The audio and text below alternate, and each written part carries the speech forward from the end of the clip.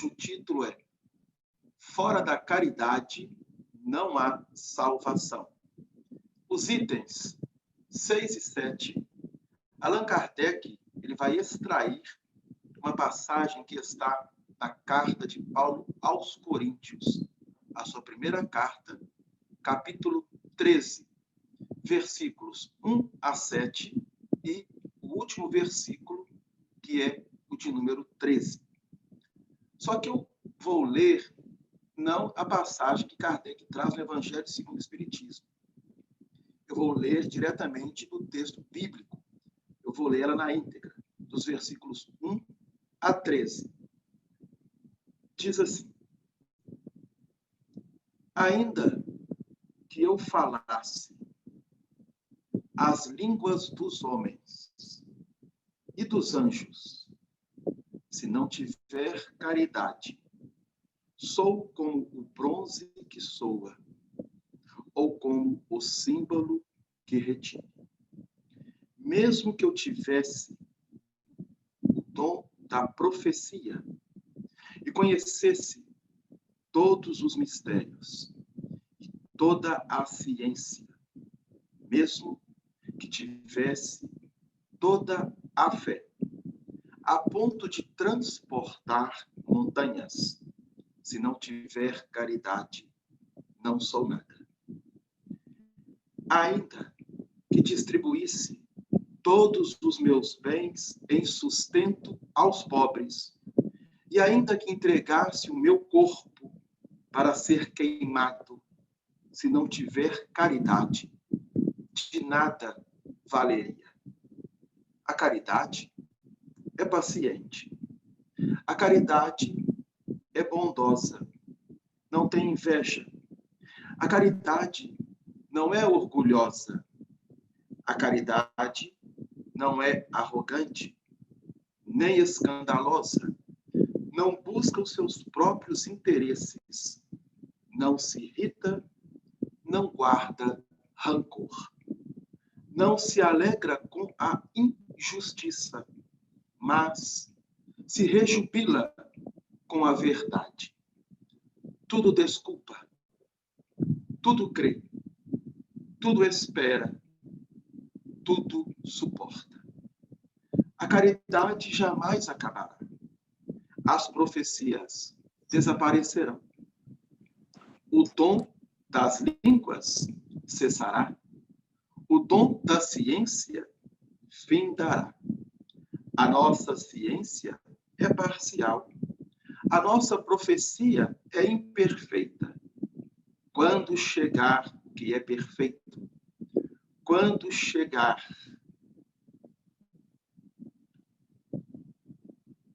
o que é perfeito, o imperfeito desaparecerá.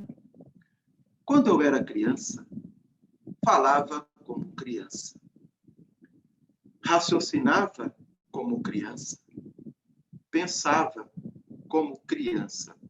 Desde que me tornei adulto, eliminei as coisas de criança.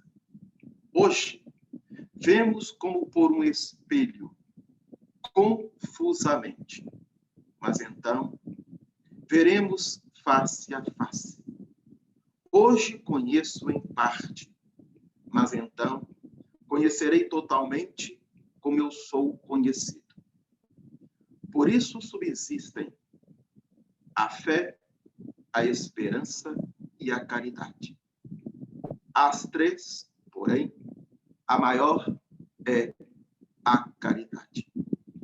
Primeira carta de Paulo aos Coríntios, capítulo 13, versículos 1 a 13. Allan Kardec, ao extrair essa passagem do Novo Testamento, ele apenas trabalha os versículos 1 a 7 e o último versículo, que é o 13. Segundo alguns estudiosos, essa passagem bíblica é uma das mais belas de toda a Bíblia. Paulo, certamente, ao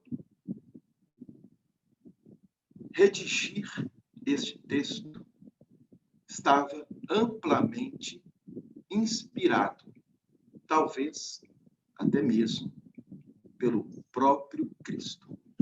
Allan Kardec, ele vai trazer para nós, no item 7, uma explicação que é a seguinte: São Paulo compreendeu tão profundamente esta verdade que diz: se eu falar as línguas dos anjos, se tiver o dom de profecia e penetrar todos os mistérios, se tiver toda a fé possível a ponto de transportar montanhas, mas não tiver caridade, nada sou. Entre essas três virtudes, a fé, a esperança e a caridade, a de excelência é a caridade. Coloca assim, sem equívoco, a caridade acima da própria fé, porque a caridade está ao alcance de todos, do ignorante e do sábio, do rico e do pobre, e porque independe de toda a crença particular. E faz mais: define a verdadeira caridade, mostra não somente na beneficência, mas no conjunto de todas as qualidades do coração, na bondade e na benevolência para com o próximo. Então, esta é a fala de Kardec, ao trazer uma pequena interpretação deste belíssimo, eu vou dizer, poema do apóstolo Paulo, trabalhada nessa carta aos Coríntios. Porém, algumas traduções bíblicas, em vez de usar a palavra caridade, utiliza a palavra amor. Essa tradução que eu li está caridade. Na tradução que eu tenho de João Ferreira de Almeida, ele coloca a palavra amor ao invés de caridade. E a gente pode se perguntar assim: mas a caridade não é sinônimo de amor e amor não é sinônimo de caridade? Pois bem,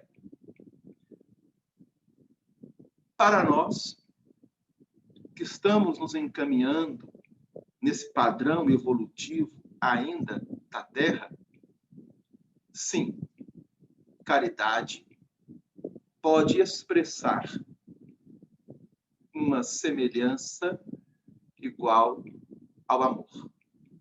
Mas nós sabemos que quando Paulo ele vai trabalhar este texto e de forma profunda, direcionando a comunidade de Corinto, nós vamos entender que ali ele estava colocando toda a sua condição moral e espiritual a expressar os vínculos de fraternidade, de solidariedade, de amor ao qual ele tinha para com essa comunidade de Corinto. Mas, durante os séculos, pelas traduções, a palavra caridade, ela terá uma entonação muito forte, a ponto de Allan Kardec trazer nessa colocação, no capítulo 15 do Evangelho segundo o Espiritismo, cujo título é Fora da Caridade não há salvação, uma tradução ao qual ele utiliza, e na tradução que ele utiliza está a palavra caridade, mostrando toda a pujança desta palavra e, acima de tudo, a expressar, a definir o espírita, o espiritismo, dentro das linhas da caridade. Pois, para exercermos a caridade, é preciso amar. Aquele que não ama não consegue exercitar a caridade da forma como Paulo aqui nos ensina. Na lição de hoje, lida pela Jaqueline, no livro Fonte Viva, eu não sei se vocês perceberam, Emmanuel traz a seguinte frase: ama e compreenderás. Para que eu possa realizar a caridade, eu preciso compreender. E para que eu compreenda de uma forma mais ampla as mais diversas situações pelas quais eu vivencio, eu experiencio, seja dentro do lar com a família, seja na minha atividade profissional, seja num ambiente social, eu preciso exercitar de forma contínua este amor, que ainda nós sabemos ser bastante deficiente em nós. Mas à medida que eu vou me esforçando na busca de compreender o meu semelhante e a ter uma empatia em relação a ele, gradativamente eu vou retirando de mim os obstáculos que impedem de eu enxergar o próximo como um verdadeiro irmão.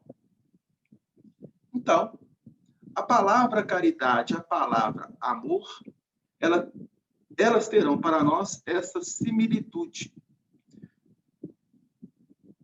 No Evangelho segundo o Espiritismo, todas as traduções é colocada a palavra caridade.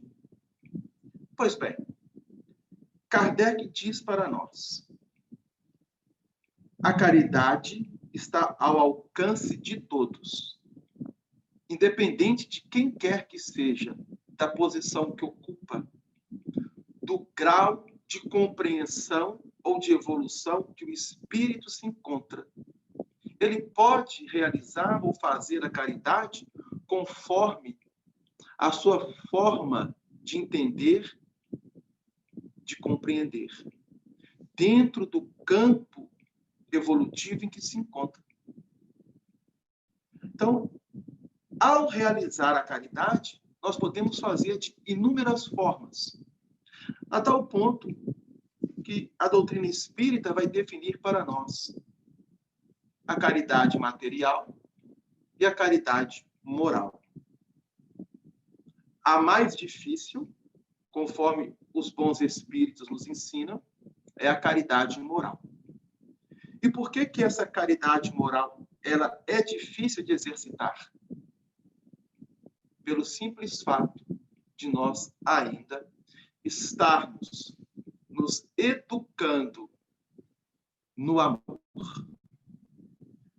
Quando nós compreendermos, entendermos, assimilarmos, fixarmos e passarmos a vivenciar o amor, tal como Jesus expressou um dia na Terra, por isso ele é o guia e modelo da humanidade, nós estaremos em uma condição bem melhor ao qual nós nos encontramos hoje. Porque o amor, como nós bem o sabemos, é a essência da própria vida. A tal ponto de João Evangelista nos ensinar em uma de suas cartas: Deus é amor. E o amor é a base, é o fundamento de toda a criação. E o amor de Deus, a misericórdia de Deus é tão grande que ele continuamente e de forma sobeja vai expressar esse amor nas linhas da caridade para com toda a sua criação. Então, nós estamos aprendendo com a doutrina espírita, com Allan Kardec, ao extrair esse texto de Paulo, que o verdadeiro amor e a verdadeira caridade, nós podemos e devemos iniciar hoje, agora. Quando eu vou tentar compreender o meu próximo. E quem é o meu próximo? O doutor Darey faz essa pergunta a Jesus. E Jesus lança uma parábola.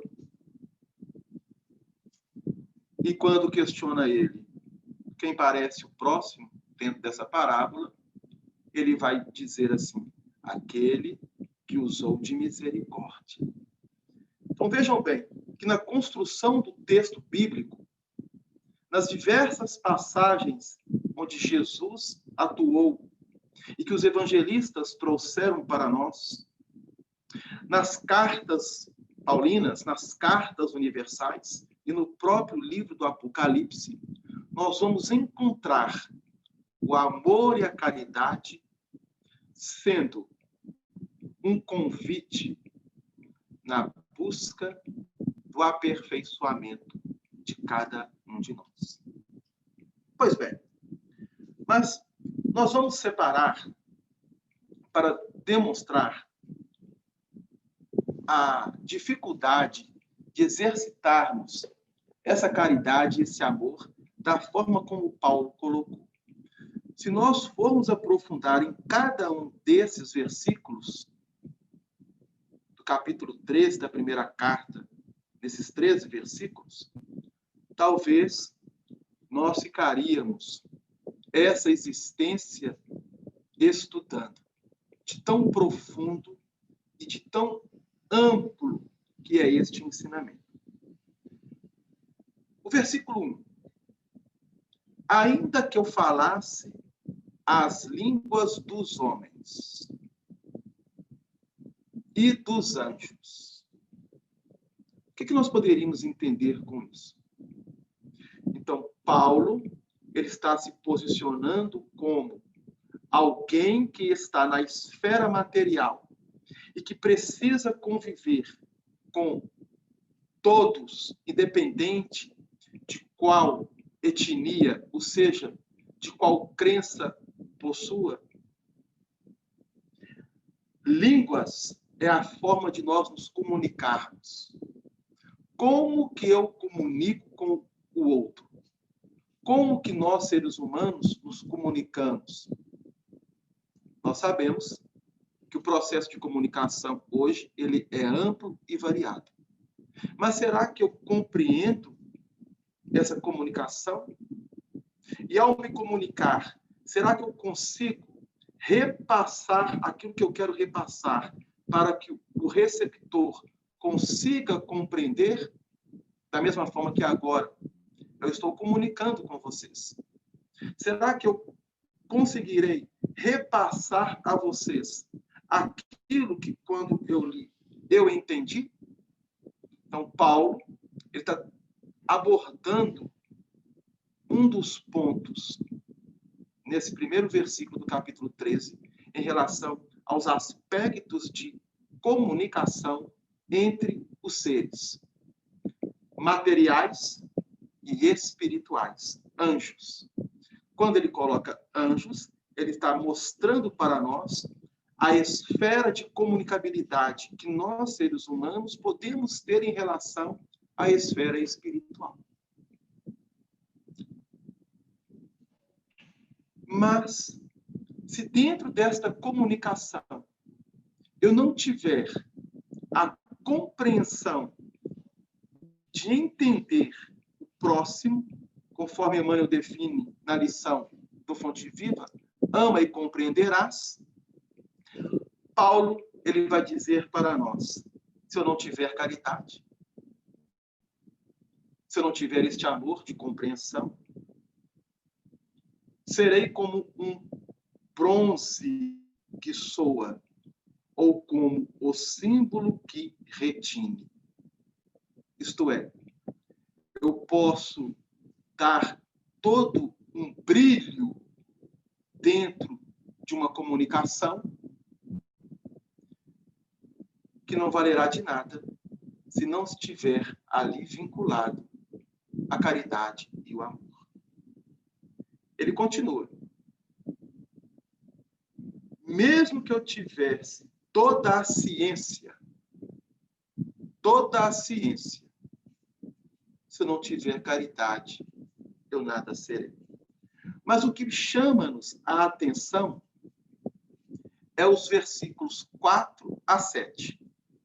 E é justamente esses versículos que Allan Kardec vai trazer para nós a essencialidade desta palavra, caridade.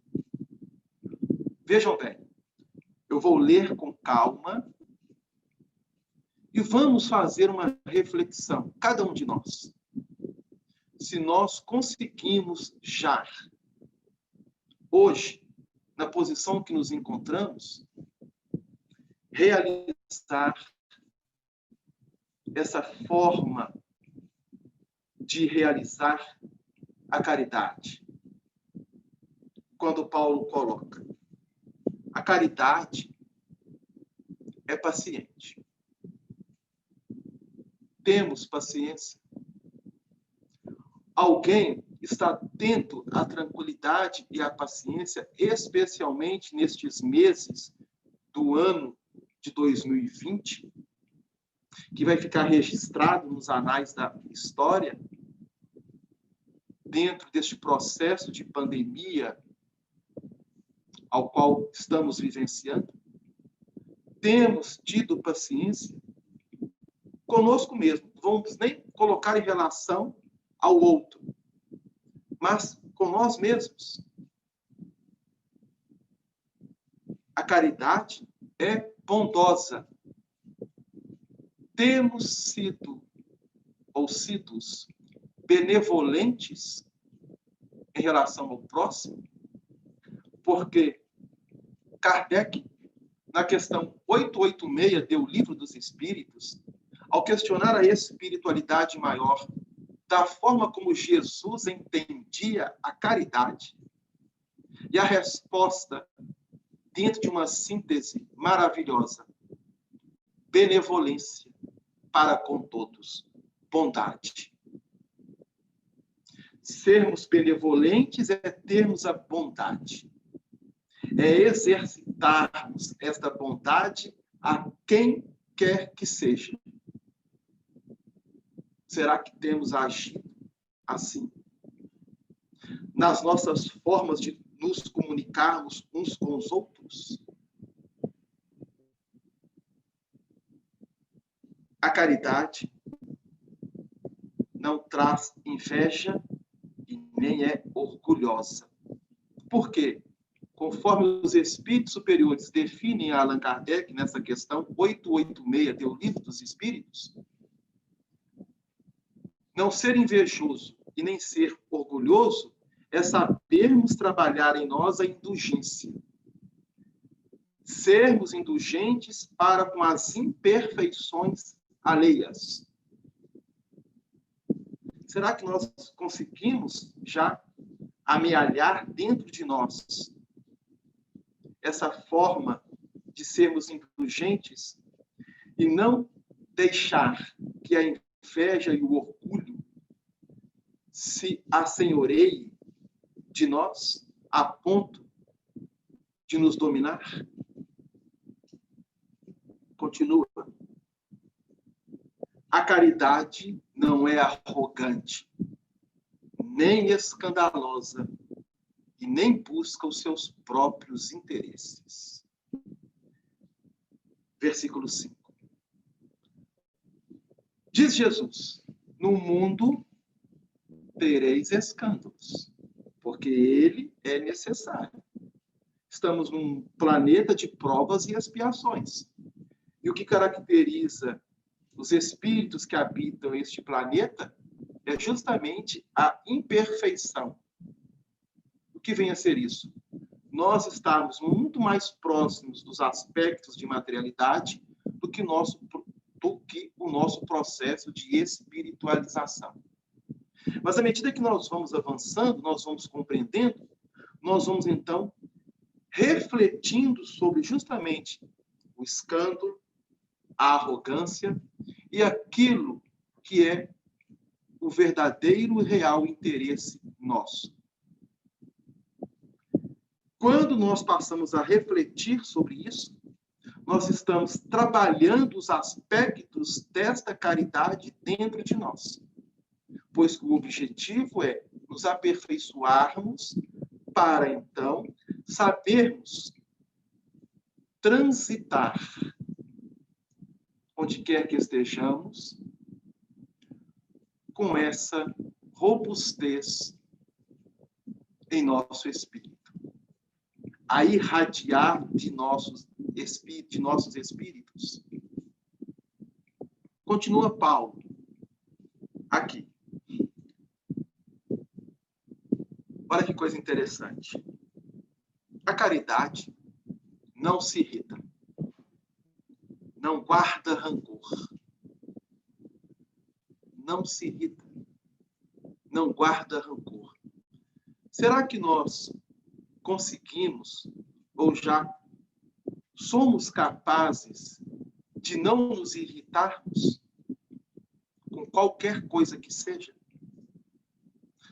Será que já paramos para pensar e fazermos uma lista das coisas ao qual nós irritamos? E por que nos irritamos? É porque ainda não trabalhamos a caridade dentro de nós, porque não conseguimos compreender a excelência do amor, porque só compreende quem ama, como define Emmanuel. E só pode realizar a caridade para consigo mesmo quem já inicia este trabalho em si mesmo. Mas se eu irrito por qualquer coisa ou qualquer motivo, sinal vermelho. É preciso parar, fazermos uma análise da situação e do porquê dessa irritação. Qual é a causa dessa irritação? E será que eu ainda guardo rancor? Será que eu tenho rancor a alguém ou alguma coisa de um determinado acontecimento que possa ter acontecido comigo? Porque rancor é mágoa. Quem guarda rancor é porque se magoou com alguma coisa ou com alguém e guarda aquilo ainda em si mesmo. A caridade não guarda rancor, nem o amor. Mas continua Paulo. Não se alegra com a injustiça. Bom, quando Paulo aqui define injustiça, ele está falando-nos da justiça divina, não da justiça dos homens. Porque no complemento ele diz: a caridade se rejubila com a verdade. A justiça divina é a mais alta expressão da verdade. Então, a caridade, o amor, se rejubila na justiça divina. E não se alegra. Vejam bem, não se alegra. É diferente de se irritar, porque muitos de nós irritamos com a justiça, ou com a justiça dos homens, ou com as injustiças. Se nós nos irritamos, é porque nós ainda não estamos aprendendo a trabalhar em nós a verdadeira caridade. Então, olha como Paulo vai construindo o texto. Não se alegra com a injustiça. É diferente de não se irritar. Agora, o versículo 7. A caridade, o amor. Tudo suporta, tudo crê, tudo espera, tudo desculpa. Vamos pegar esses 4 pontos. Suporta, desculpa, espera e crê. A caridade, ela está intimamente vinculada nessas bases que Paulo aqui trabalha conosco. E por que será que Paulo ele está trabalhando esse texto conosco? Porque todos esses versículos deste capítulo 13, que vai do 1 ao versículo 13 da primeira carta aos Coríntios, Paulo, durante toda a sua trajetória dentro do cristianismo, ao ser convertido, realizou isso em si mesmo, a tal ponto dele dizer para nós: encerrei a carreira, combati o bom combate. O que significa isso? Ele conseguiu combater nele tudo aquilo que soava como imperfeição em seu espírito. Por isso, ele afirma em uma de suas cartas: já não sou eu, mas quem vivo em mim, e sim Cristo.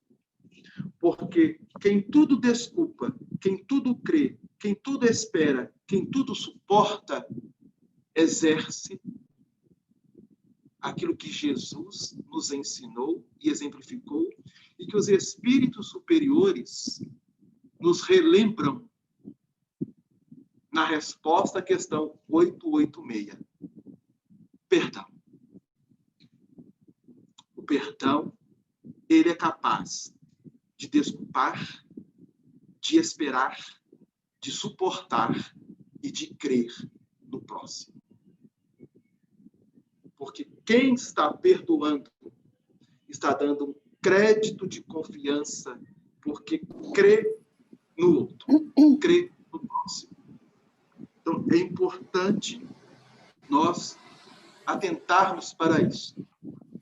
Mas o apóstolo Paulo, ele ainda vai trazer para nós muito nesse texto. Exemplo. Hoje vemos como por um espelho confusamente. O que significa isso? Qual é o atributo do espelho? Qual é o atributo do espelho? Refletir. Quando eu estou diante do espelho, eu estou vendo o quê? O meu reflexo. E segundo Paulo, ele é confuso. Porque a minha intimidade está em conflito. Então, quando eu me vejo no espelho e me despojo do físico e passo a enxergar com os olhos da alma, eu vou ver de forma confusa, porque ainda me encontro em conflito. Mas à medida que eu for avançando, eu vou desfazendo esses conflitos dentro de mim, para que a minha consciência possa refletir a verdadeira caridade, que é o encontro da própria paz. Daí ele nos dizer: mas, então, chegaremos um dia que poderemos ver face a face, isto é, ele está aqui trabalhando conosco o ensinamento de Jesus que é uma das bem-aventuranças. Bem-aventurados os limpos de coração, porque estes verão a Deus face a face. Olha o que Paulo está dizendo para nós. Bom, mas esses versículos são muito profundos e nós não temos aqui a noite toda para trabalhá-los como deveríamos trabalhá-los. Estamos apenas fazendo alguns levantamentos. Mas Emmanuel, no livro Vinha de Luz, na lição 163, ele vai extrair o versículo 4 deste capítulo 13 da primeira carta de Paulo aos Coríntios, intitulando a lição O Irmão. E Emmanuel, ele vai utilizar uma tradução bíblica onde a palavra é caridade. Porque ele diz assim, a caridade é sofredora, é benigna, a caridade não é invejosa, não trata com leviandade, não se ensoberbece. É uma tradução de João Ferreira de Almeida. Porém, há traduções de João Ferreira de Almeida, como eu disse no início, que está escrito amor. E já tem traduções de João Ferreira de Almeida que está escrita a palavra caridade, que é essa que Emmanuel utiliza. E Emmanuel diz para nós, quem dá para mostrar-se é vaidoso. Quem dá para torcer o pensamento dos outros, dobrando aos pontos de vista que lhes são peculiares, é tirano. Quem dá para livrar-se do sofredor é displicente. Quem dá para exibir títulos efêmeros é tolo. Quem dá para receber com vantagens é ambicioso. Quem dá para humilhar é companheiro das obras malignas. Quem dá para sondar a extensão do mal é desconfiado. Quem dá para afrontar a posição dos outros é soberbo. Quem dá para situar o nome na galeria dos benfeitores e dos santos é invejoso. Quem dá para prender o próximo e explorá-lo é delinquente potencial. Então, nós vamos observar que Emmanuel está utilizando quem dá. A caridade é doação. Ele utiliza esse verbo, dar, doar. Mas, até para doar, até para exercer a caridade, é preciso tomarmos o cuidado. E aí ele coloca, em todas as situações, na maioria dos casos, quem dá se revela um tanto melhor que todo aquele que não dá. De mente cristalizada na indiferença ou na secura. Todavia, para aquele que dá, irradiando o amor, silencioso, sem propósitos de recompensa e sem mescla de personalismo inferior, reserva ao plano maior o título de irmão. E é por isso que Paulo, na carta aos Romanos, no capítulo 13, versículo 10, ensina-nos: a caridade não pratica o mal contra o próximo. Portanto, a caridade é o pleno cumprimento da lei. Que Jesus possa nos abençoar. Nós vamos encerrar essa primeira parte e agora passar a bola para o nosso irmão Valdir, que fará a exposição do Livro dos Espíritos. Não sei se a Jaqueline vai querer colocar alguma coisa. Se ela não quiser colocar nenhuma coisa, é com você, Valdir. Uma boa noite para todos. Que Jesus nos abençoe. Jaqueline, que vai falar alguma coisa? Não, Valdir, pode dar continuidade. Ok. Obrigada, Delano. Gostei muito de te ouvir. Vocês estão me ouvindo? Estão me vendo aí? Interessante. Estamos vendo, Valdir. Agora não, agora sim, agora sim. Estamos Não, não tô te ouvindo. vendo não, Valdir. Só ouvindo. Nós estamos ouvindo você. Agora sumiu. Eu estava te vendo, agora eu não estou mais. Estamos vendo sim, Valdir. Eu acho que tem que Então, virar o telefone celular, às vezes tem muita tela. Será Mas que no é isso? computador eu estou conseguindo visualizar. bom, eu estou no computador. Agora, Bom. agora sim, agora vi. Gente, então, bom, todos, né, vamos agradecer ao Delano aí pelo estudo e pelas reflexões que ele propôs aí, né? Essa parte da carta do Paulo aí, realmente, ela dá uma balançada geral na gente, né? Convida a pensar muito, a refletir muito e, principalmente, a mudar muito, porque ela muda o conceito de caridade que a gente vinha trazendo, né? Quem analisar bastante aí, com profundidade essa carta, vai ver que o conceito de caridade que a gente tinha vai sendo modificado e ele se volta principalmente para nós mesmos, né? Bom, mas hoje nós temos aqui, então, o Livro dos Espíritos. Vamos dar continuidade, como a gente combinou anteriormente, a gente falaria sobre suicídio, que o assunto estava próximo, né? No mês de setembro. Depois voltaríamos à questão 941, e aí sim a gente daria continuidade normal na sequência que a gente vem trazendo.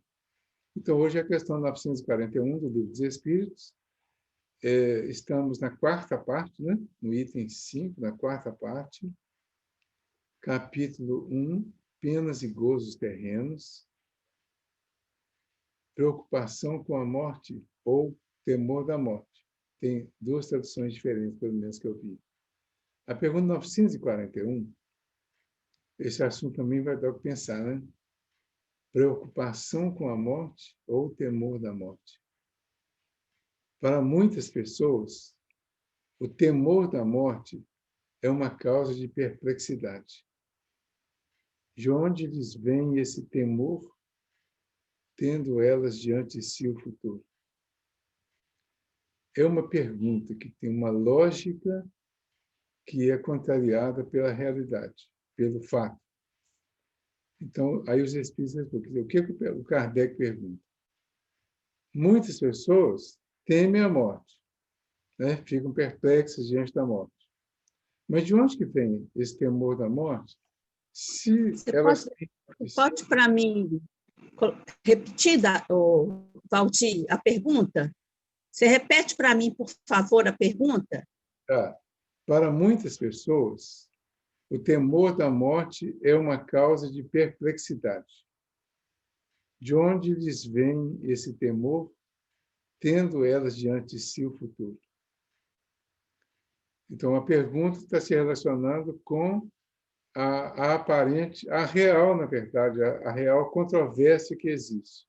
Se nós temos diante de nós o futuro, e se de alguma forma nós sabemos do futuro, de onde que vem então essa perplexidade, esse medo, esse temor da morte? Quer dizer, por que essa incoerência? Aí, a primeira reflexão que eu acho que a gente precisa fazer, independente da resposta aqui, a grande maioria de nós tem conhecimento do futuro, da continuação da vida. A grande maioria tem conhecimento. Mas ainda uma grande maioria não acredita realmente nesse conhecimento que já tem. Ou seja, ele ainda não está consciente dessa realidade. Se nos perguntarmos agora exatamente sobre a nossa crença nessa realidade da vida depois, isso, cada um consigo mesmo, com total sinceridade, eu imagino que muitos vão esbarrar com algumas interrogações. Aí os espíritos respondem: falece-lhes fundamento para semelhante temor.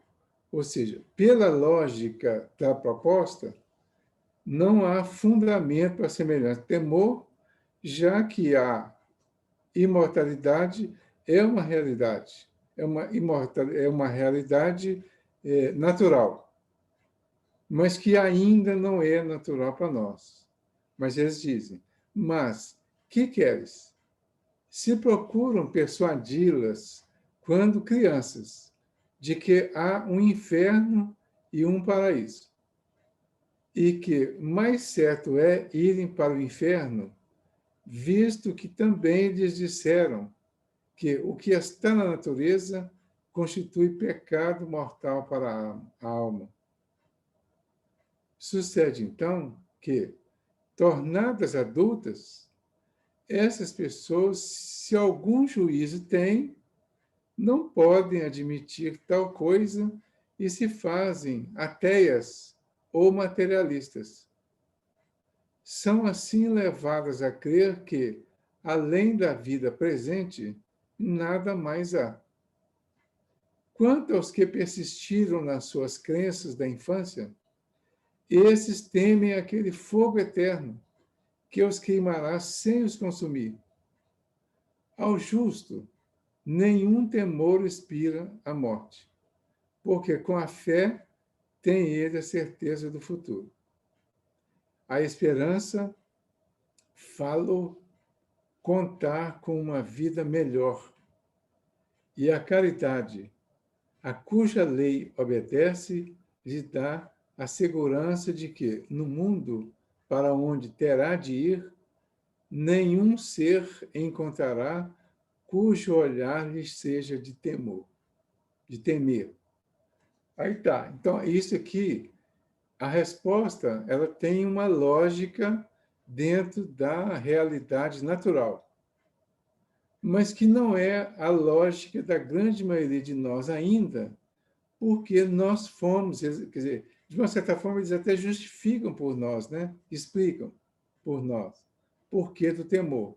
Porque realmente isso ainda está muito enraizado, porque isso foi ensinado durante séculos e séculos.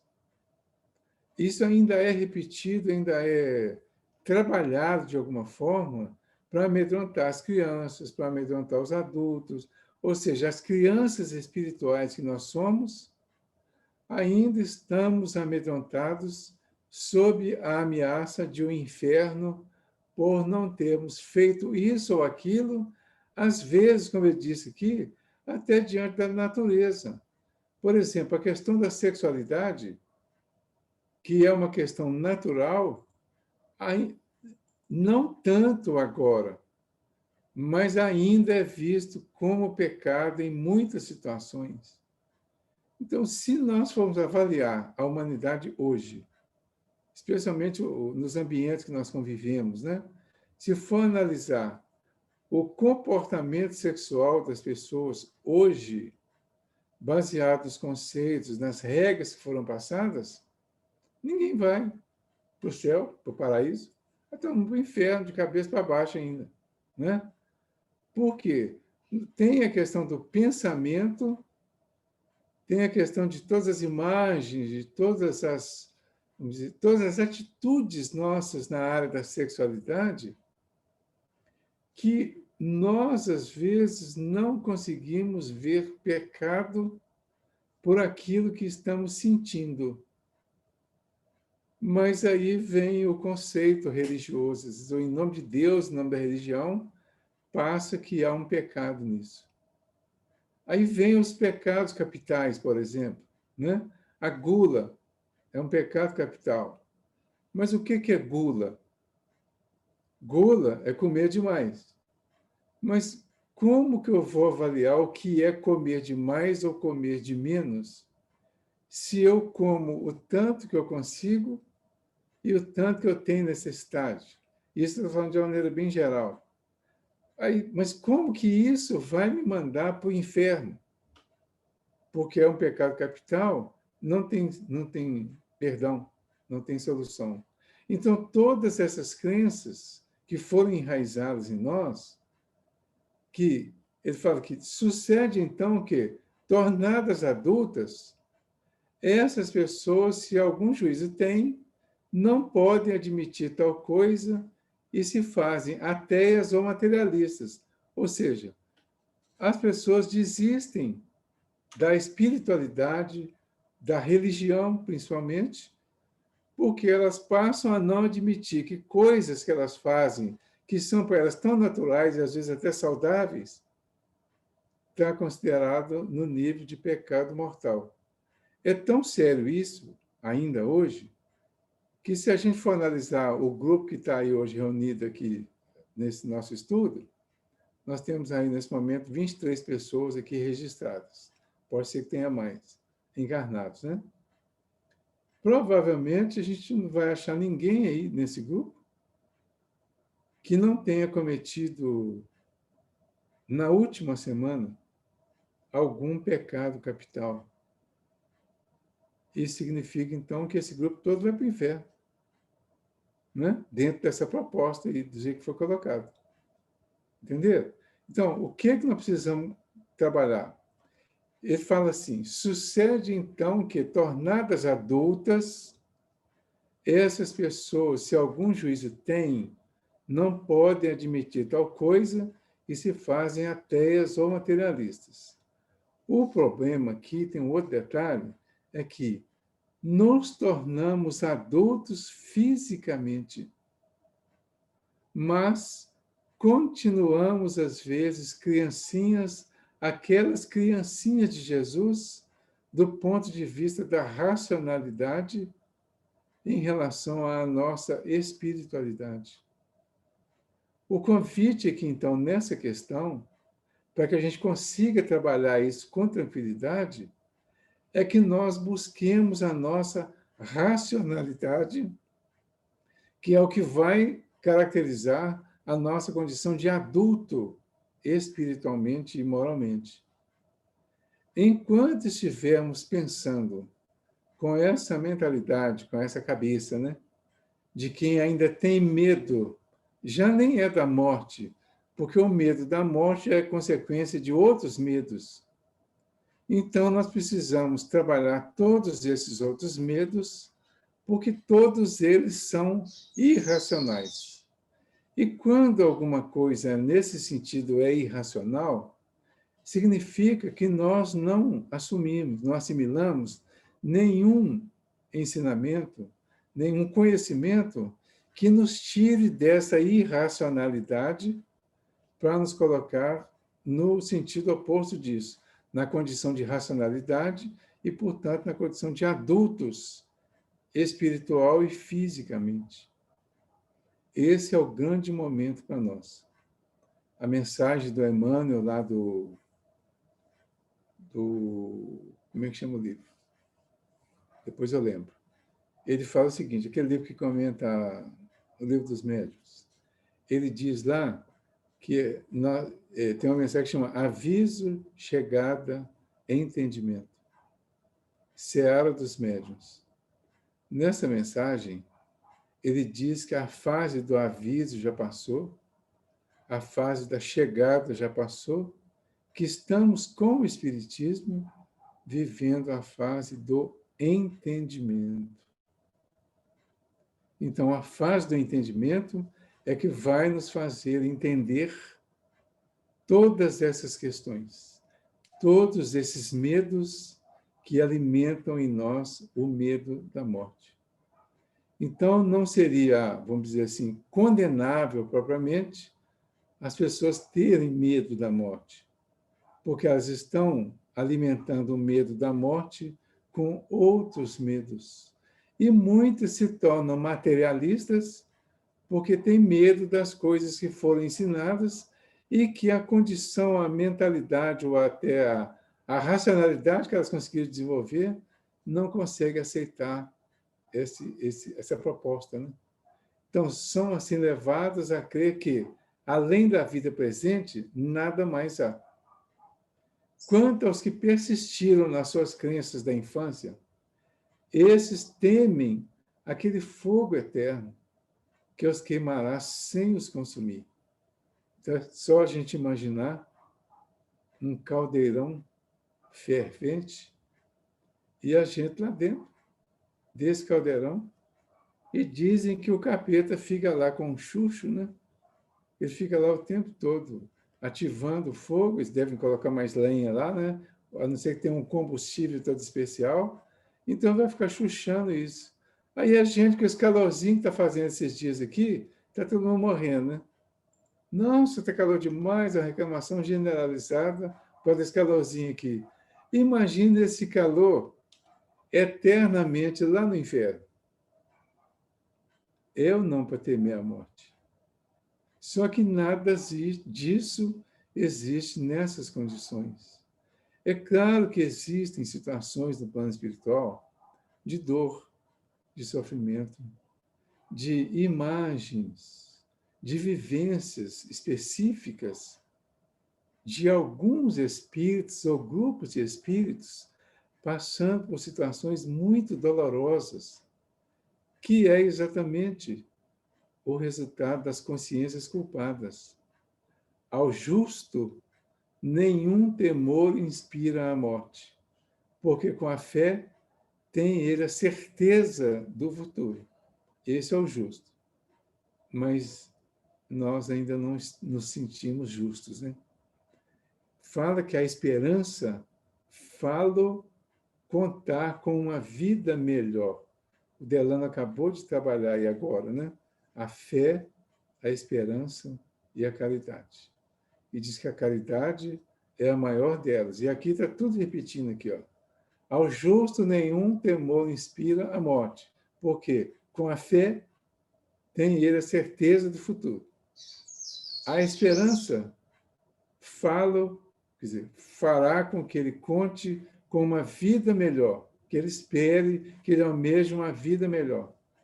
E a caridade, a cuja lei obedece, lhe dá a segurança de que, no mundo para onde terá de ir, nenhum ser encontrará cujo olhar lhe seja de temer, porque sabe na intimidade que fez o máximo possível, e esse máximo possível que ele fez, que foi taxado e visto e sentido como caridade, foi suficiente para que sejam relevadas muitas dificuldades, muitas dores lá nesse ponto. E que essas dores, que porventura ainda tenham sobrado, elas poderão ser trabalhadas em outras circunstâncias.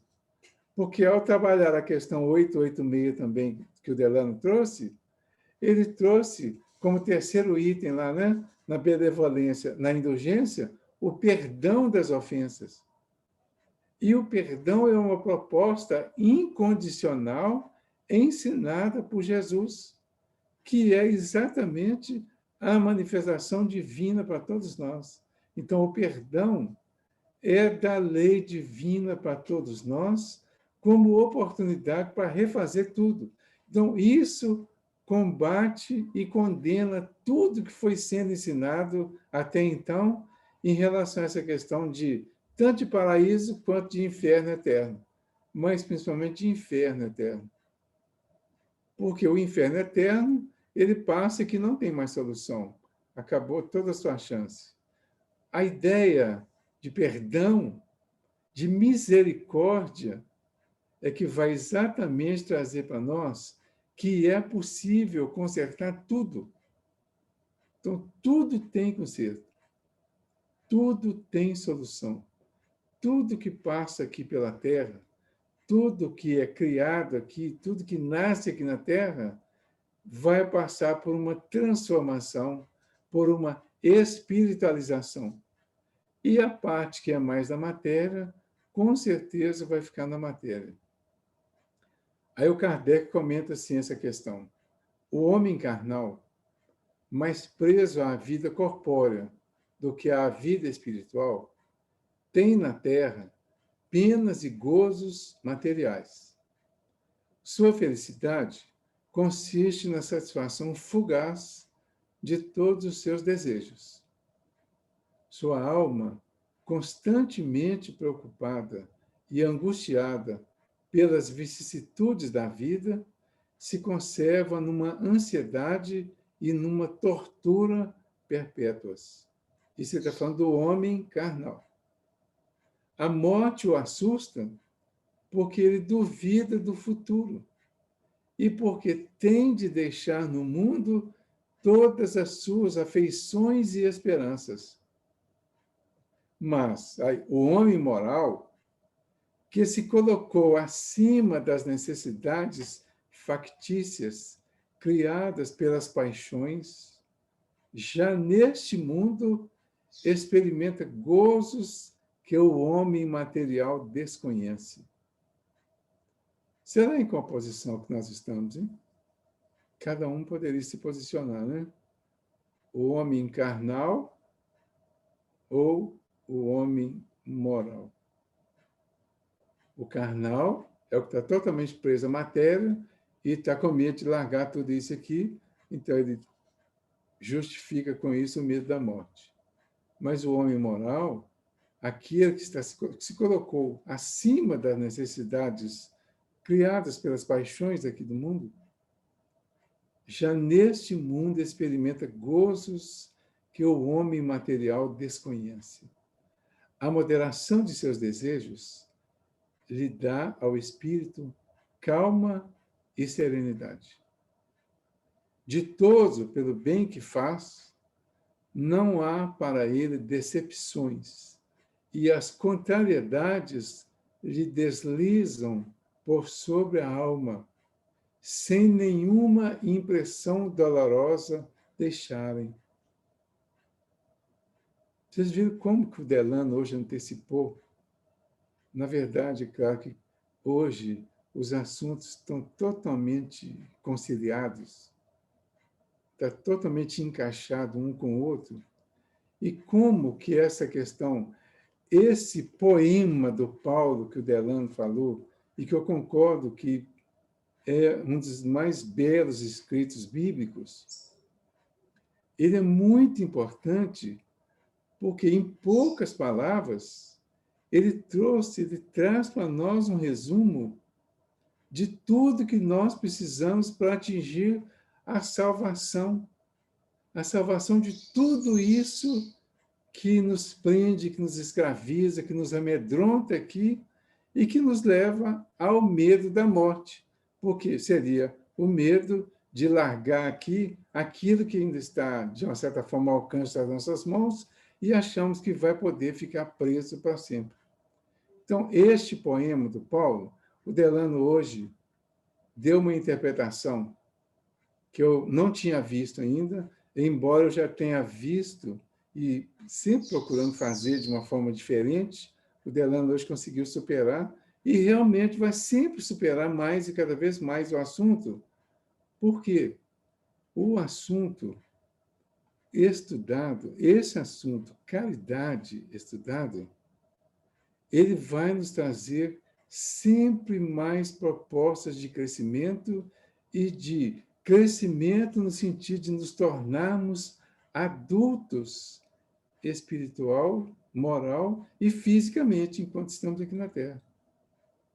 Por isso é importante estudar. Por isso é importante usar o pensamento, usar a capacidade intelectual que todos temos para desenvolver cada vez mais. Não existe uma interpretação definitiva. Tem uma interpretação desse poema, tem um livro que chama O Dom Supremo. Essa interpretação desse livro, ela foi feita por um pastor, se não me engano, em inglês, e foi feita a tradução pelo Paulo Coelho. Então, na interpretação dele, ele traz uma visão assim, espetacular de tudo isso. Mas quantas outras interpretações teremos como essa que nós tivemos hoje? E muitas outras teremos, porque as interpretações tendem a se individualizar para atender às necessidades de cada um. E o dia que essa individualização acontecer e que nós conseguimos ajuntar todas as nossas versões do ensinamento que retiramos desse ensinamento base, nós teremos ensinamentos que, como disse o João lá no final do evangelho dele, lá, né, que Jesus ensinou tantas coisas, que se tudo fosse escrito, no mundo não caberiam os livros. Porque os ensinamentos, eles terão a profundidade da percepção de cada um que vai tirando as conclusões dos ensinamentos recebidos. Alguém quer falar alguma coisa, gente? Não? Então tá, 942. Não haverá pessoas, não haverá, que achem um tanto banais esses conselhos para ser-se feliz na Terra, que neles vejam o que chamam lugares comuns, sediças verdades, e que digam que, afinal, o segredo para ser feliz consiste em saber cada um suportar a sua desgraça? Pegou pesado essa pergunta, né? Ou seja, tudo isso que nós falamos até agora, tudo isso que foi trabalhado até agora, há pessoas que pensam isso mesmo. Pessoas haverá que acham um tanto banais esses conselhos para ser feliz. Que neles veem o que chamam de lugares comuns. Todo mundo fala isso. Os pastores falam, os padres falam, os expositores espíritas falam, os religiosos todos decoram e falam isso, né? Então, isso já está mais do que comum. Tem uns que falam assim, isso é coisa antiga. Tem quanto tempo que o Paulo escreveu essa carta aí? Tem 2000 anos, praticamente, que o Paulo escreveu essa carta. Será que isso não foi superado ainda? Já não ficou fora de moda? O Evangelho de Jesus também. A própria doutrina espírita, né? Tem gente que está falando aí que, com menos de 200 anos de existência, estão falando que a doutrina já está ultrapassada. Tem gente querendo mudar a doutrina espírita, mudar alguns conceitos, acrescentar algumas coisas. Por isso que o pessoal fica doido para trazer as terapias alternativas, né, para o espiritismo, para ver se amplia o espiritismo com as terapias e resolve mais os problemas de quem não quer estudar e não quer entender a importância da dor, a importância da doença e a importância da convivência com a doença, o tempo certo para crescer junto com ela. Não é? Tudo isso precisa ser trabalhado com essa visão. O que nós estamos fazendo aqui hoje, eu tenho repetido isso, inclusive, até nesses dias que a gente está comemorando aí o aniversário do... Quem nasceu dia 3 de outubro de 1804? Alguém lembra? Allan Kardec. Hipólito Rivail. Completa o nome aí, Valdir. Hipólite Léon Denisard Rivail. Exatamente. O Allan Kardec nasceu em 1857. É pegadinha. Então, nessa comemoração, 3 de outubro de 1804, nasce o Hipólite Léon Denisard Rivail. 50 anos depois, ele começa a estudar o magnetismo para chegar no espiritismo, ou seja, nos fenômenos que foram chamados de espíritos depois, e aí sim, depois de um trabalho que durou de 1856 e um pouco de 1857, ele organiza, estrutura o livro que vai ser lançado, que é o Livro dos Espíritos, com um pouco mais de 500 questões. Então, aí sim, nasce o Espiritismo e nasce o Allan Kardec, porque o Rivail não quis usar o próprio nome junto com a doutrina, porque ele tinha consciência que a doutrina era dos espíritos, então ele passa a utilizar um pseudônimo, que aí vem o Allan Kardec. Vem o Allan Kardec, o Espiritismo, a doutrina espírita, o Livro dos Espíritos. Então, quando nós estamos dizendo tudo isso aí, a gente está falando de pouco menos de 200 anos. Quer dizer, o Espiritismo tem 163 anos. O Kardec fez 216, né? Diante de tudo isso, dessa pouca idade, o que nós temos a fazer, o que estamos fazendo agora, é atualizando a doutrina para a nossa realidade sem mudar a doutrina. Porque os conceitos são de vida eterna, como os conceitos do Evangelho. O que nós fazemos hoje é adaptar ao nosso palavreado, ao nosso entendimento, ao nosso momento. mas a doutrina está correta, o evangelho está correto.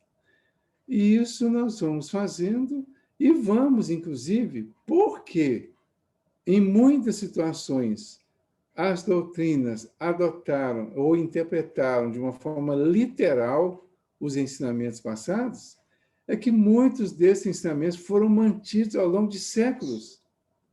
Ensinamentos que foram mantidos fora de qualquer lógica, de qualquer realidade, de qualquer aceitação racional. Por isso, muitos se tornaram materialistas. Mas agora nós estamos com uma doutrina que nos dá liberdade para pensar. Não dá nada pronto. Então, você não terá nada pronto. Você terá a oportunidade de descobrir o que você precisa descobrir para ser feliz. Então, ainda há, a resposta dos Espíritos aqui fala, há as pessoas, né, que isso dizem, e em grande número, mas muitas se parecem com certos doentes a quem o médico prescreve a dieta. Desejariam curar-se sem remédios e continuando a apanhar indigestões. Gente, isso aqui é muito sério. A gente vai lembrando das coisas, né? Há uma relativa insistência de muitas casas espíritas de adotar na casa espírita as diversas terapias, as terapias aí, vamos dizer, adicionais, né? Tem um outro nome aí. O espiritismo não tem nada contra as terapias, mas a prática da doutrina espírita acaba ficando um pouco contrária a muitas dessas terapias, porque elas vêm exatamente alimentar esse finalzinho que ele falou aqui, ó. Desejariam curar-se sem remédios e continuando a apanhar indigestões. Ou seja, a pessoa quer continuar fazendo tudo que ela faz, que ela fazia, sem ter que se instruir, sem ter que pensar, sem ter que mudar, mas continuar tendo o milagre dos espíritos resolvendo as questões dela. Será que nós somos assim? Então, é mais um ponto para a gente pensar. Por quê? O que é a nossa transformação? É exatamente a busca do conhecimento que será importante para nós, para mim. Eu preciso do conhecimento para a minha vida. Então, o que adianta? Eu sou amigo do Delano, o Delano sabe muita coisa, né? Mas quem sabe é ele. Eu posso, no máximo, de vez em quando, mandar uma mensagem para o Delano e para outras pessoas que a gente conhece, né? E fazer uma consulta. Ô, Delano, estou em dúvida aqui, o assunto tal aí do Evangelho, hoje eu precisei de achar um assunto aqui, eu descobri depois, então, nem consultei ninguém não, porque hoje o Google ajuda bastante, né? Mas eu descobri que estava na carta aos Tessalonicenses. Então, aí você vai aprendendo a fazer pesquisa, e quando tem uma pessoa assim, você pode até perguntar. Tudo bem, a pessoa vai te responder. Mas ela continua detentora do conhecimento que ela tem, e eu continuo na minha ignorância. Porque eu continuo achando que eu vou, sempre que precisar, perguntar a essa pessoa e ela vai me responder. Aí a pessoa detém o conhecimento, se transforma com mais facilidade porque tem o conhecimento, e eu continuo na minha ignorância. Quando chegar a hora da minha decisão de me comportar diante da minha dificuldade, eu não sei o que fazer e não dá tempo de consultar ninguém. Aí, amanhã nós vamos trabalhar um livro da Joana de Ângeles que chama Plenitude. O pessoal de quarta-feira, nós lemos esse livro, a gente está lendo a sequência, né, da obra psicológica da Joana de Ângeles. E amanhã nós vamos trabalhar esse livro. Cada um vai falar um pouquinho sobre os 14 capítulos dele. Inclusive, está até precisando de voluntário ainda. Está faltando 5 voluntários ainda. Então, cada um vai ter 6 minutos para falar sobre um capítulo do livro. Mas no capítulo 11, tem uma mensagem, ela chama, ele colocou lá no capítulo, Os Mensageiros da Morte. que diz assim: todos aqueles que, imprudentes, não atentam para quando aparecem os mensageiros da morte, durante muito tempo sentirão a dor habitando algum corpo, forma inferior. Mas todos os homens bons e santos, ao verem os mensageiros da morte, não agem impensadamente, mas dão ouvidos ao que a nobre doutrina diz. E no afeto, amedrontados, veem do nascimento e da morte a fértil fonte e se libertam do afeto, extinguindo assim o nascimento e a morte. Esses são seguros e felizes, livres de todo esse espetáculo fugaz, de todo pecado e medo isentos. Dominaram todo o sofrimento. E no capítulo 12, ele fala exatamente do sofrimento da morte. A Joana de Ângeles, que fala. O que ela diz? A impermanência de todas as coisas e pessoas no mundo físico é também extensiva à conjuntura do sofrimento. O livro trabalha muito a questão do sofrimento. Então, praticamente todos os capítulos, ela está trabalhando o sofrimento. Exatamente para mostrar para nós que o sofrimento é uma expressão que, de uma certa forma, assim, abarca todas as dores que nós estamos vivendo aqui. E todas as dores que justificam algum tipo de sofrimento precisam ser trabalhadas, porque só assim nós vamos deixar de sofrer, mesmo existindo as dores. Então, a impermanência, quer dizer, a não durabilidade de todas as coisas e pessoas no mundo físico é também extensiva à conjuntura do sofrimento. Quer dizer, ele vai passar também. A sua vigência resulta da intensidade dos fatores causais que o engendraram. O campo de energia afetado, no caso das doenças, terminada a prova ou a expiação que depuram, recompõe-se facultando o equilíbrio. O campo de energia afetado. Como que o campo de energia foi afetado? Pelo nosso comportamento inadequado. Quando o campo energético é afetado, registrado no nosso perispírito, nós registramos o resultado dos nossos pensamentos, das nossas ações, das nossas falas. Isso vai ser transformado em doença, quando começar a sair para o corpo físico por um processo de expurgo, que vai ser chamado como prova, como provação ou como expiação. Então ela fala, terminada a prova ou a expiação que depuram, recompõe-se facultando o equilíbrio. Aí, quando eu digo que nós estamos ainda preocupados em buscar terapias alternativas para resolver as nossas questões, não estou dizendo que a terapia está errada.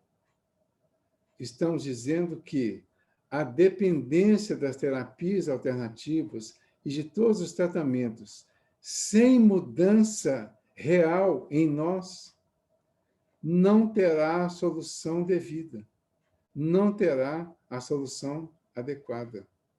Porque o campo de energia afetado só será realmente eliminado pela prova ou expiação, vão se depurar e vão se recompor, facultando o equilíbrio quando houver uma soma de medicamento, de tratamento e de renovação interior. Então, não adianta eu tomar o remédio psiquiátrico se eu não procuro fazer as minhas mudanças íntimas. Porque o que gerou a necessidade do remédio que vem de fora para dentro foi o meu comportamento inadequado que veio de dentro para fora. Então, agora eu preciso mudar os meus comportamentos para que, de dentro para fora, saiam agora soluções, coisas, comportamentos que não necessitem mais de tratamento. Porque a energia que vai sair de mim a partir deste momento é energia de cura, tanto para mim quanto para aqueles que comigo convivem. Por isso a importância da transformação. E, claro, nós não estamos, repito, né, derrubando nenhum tratamento, nenhuma terapia. Mas estamos, de uma certa forma, explicando que o Espiritismo tem se proposto a não aceitar exatamente para não continuar alimentando a busca do milagre para a solução de determinados problemas. Nós precisamos passar a ser o milagre. Ela diz, só mais um pedacinho aqui, ela fala assim, ó, a aceitação do sofrimento é o passo decisivo para a liberação dele, enquanto a rebeldia produz efeito totalmente contrário. Compreendendo-se que o corpo é uma organização delicada, sujeita a deterioramento, desgaste e transformação pelo fenômeno da morte, nele não se colocam as bases da vida, nem se fiam às realidades essenciais. Assim, quando lhe sucedem as desconexões e os desajustes, advindo-lhes a interrupção, a morte não se transforma em motivo de desgraça, de ruína. A preparação conveniente para enfrentar a morte faculta uma aceitação do seu fatalismo e, portanto, uma diminuição do sofrimento. Olha que bacana isso. A preparação conveniente para enfrentar a morte faculta uma aceitação do seu fatalismo. Ela vai acontecer. E, portanto, vai diminuir o sofrimento. A preparação está toda aqui dentro dessas questões que nós estamos trabalhando hoje. Então, foi dada uma explicação do porquê do medo, que o medo da morte é uma consequência de uma série de outros medos que foram ensinados para nós. Então, nós precisamos trabalhar esses medos. Qual é o remédio que vamos utilizar para trabalhar esses medos? Aí o Delano disse lá que fora da caridade não há salvação.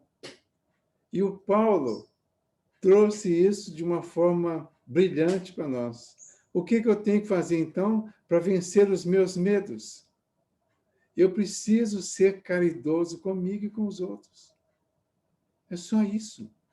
Ah, mas o que é a caridade que vai trazer essa felicidade?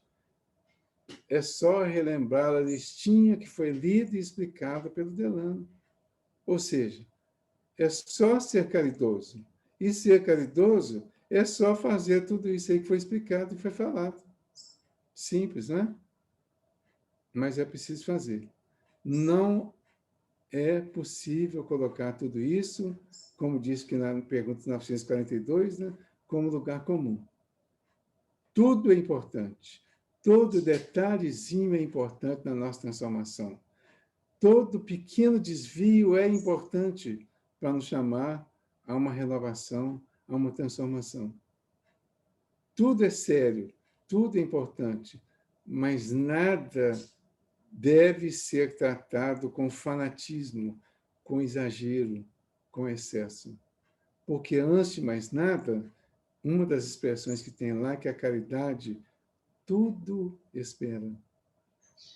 E nós precisamos ser pacientes para aprender a esperar tudo, inclusive o nosso momento de atingir o objetivo final em termos de conhecimento, de vivência e de construção da felicidade desejada e procurada. Façamos isso e vamos encontrar a solução para tudo. Muito obrigado a todos. Quem vai fazer a prece?